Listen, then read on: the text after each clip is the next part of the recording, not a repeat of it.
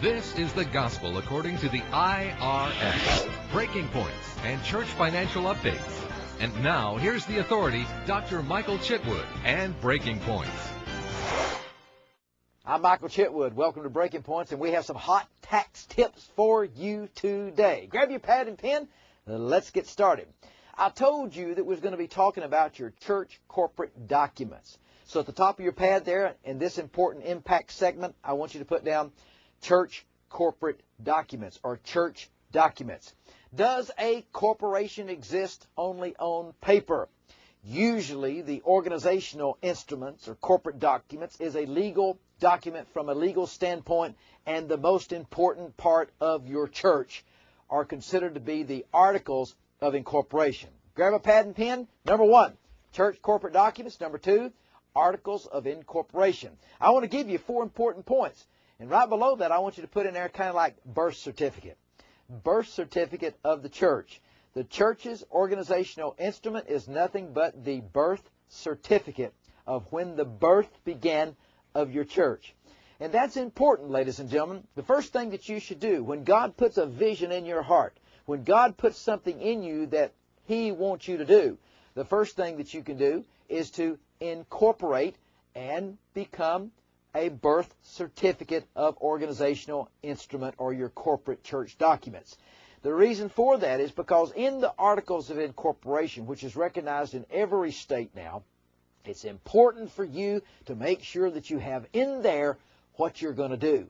Everything in that birth certificate or in that corporate church document will allow you the things that you will be doing, and also in some cases it could prohibit you from doing some things for lack of it being in there.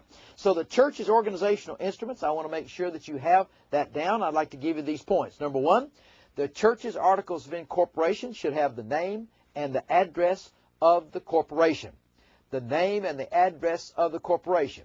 Make a note right there that that can change because you may move from your home as a beginning of a new church. You may move from a small building to a larger building. And let me say this to you today, if I may.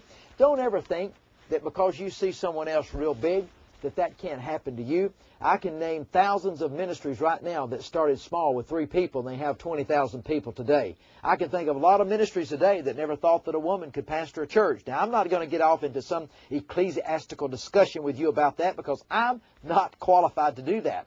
But I can tell you this right now, there's a lot of lady pastors out there that are pastoring huge churches today, extraordinary churches, preaching and teaching the gospel of Jesus Christ. And after all, isn't that really what we want to do? We just want to get the good news out there, right? So therefore, the church birth certificate's important. The first thing was what? Read it back to me right now. You must have the name and address of that corporation. Number two, the duration of the corporation. I need to know that the duration of the corporation is going to be perpetual. It's life. It's going to run for eternity. The duration of the corporation would be perpetual. Number three, the purpose of the corporation. Now, with that there, for most of you that have my system, you're going to find in my incorporation manual that I've got that all written out for you, really, really nice, organized, because it's been tested, it's been proven, and if you read mine, I believe that you're going to say that yours is exactly the same way that mine, that you want yours to be the same way that mine is. Now, you may make a few changes in that, of course, and we understand that, but for the most part, we're going to pretty much agree on the same thing there. Don't you think so? So number three is the purpose of the corporation, to preach the gospel of Jesus Christ, the uncompromised Word of God, to help people, to minister to people, to teach, to do all of the things that you feel like that you want to do as far as the purpose of the corporation. Number four, the defined rules by which the corporation or organization will be organized. We have to know how many board members. Now let me say a point to that. You understand that you need to have at least 3 board members, and they must be unrelated. You have to have what we call an odd board, 3, 5, 7, or 9. You can't have an even board, and that board member should be unrelated people on the board in the very initial beginning. As later on, as you go down the road, you may find that may change, and I'll show you how to change that where it will be more effective for you, because I can tell you this, no one wants your ministry when it's small. Everybody wants to try to take it over when it's big, because, you know, everybody's got the answer when it gets to be 3,000 or 4,000 people. Nobody had the answer when it was 3. But everybody's got the answer when it gets up to 3,000 people. And you know what I'm talking about. Therefore, What I want you to do is to make sure that you're covering every aspect of yourself and your ministry. Remember, if God gave this vision to you, if He purposed this destiny into your life, you know what's going to happen? God will bless this ministry more than you can ever imagine. Think big.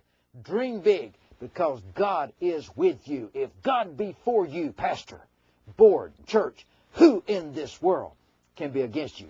I'm Michael Chitwood. Breaking Points gives you the latest IRS updates and tax law. Pastor, if the IRS came to your church today, what would you say? If you really want your house of worship in order, call 1-800-345-9117.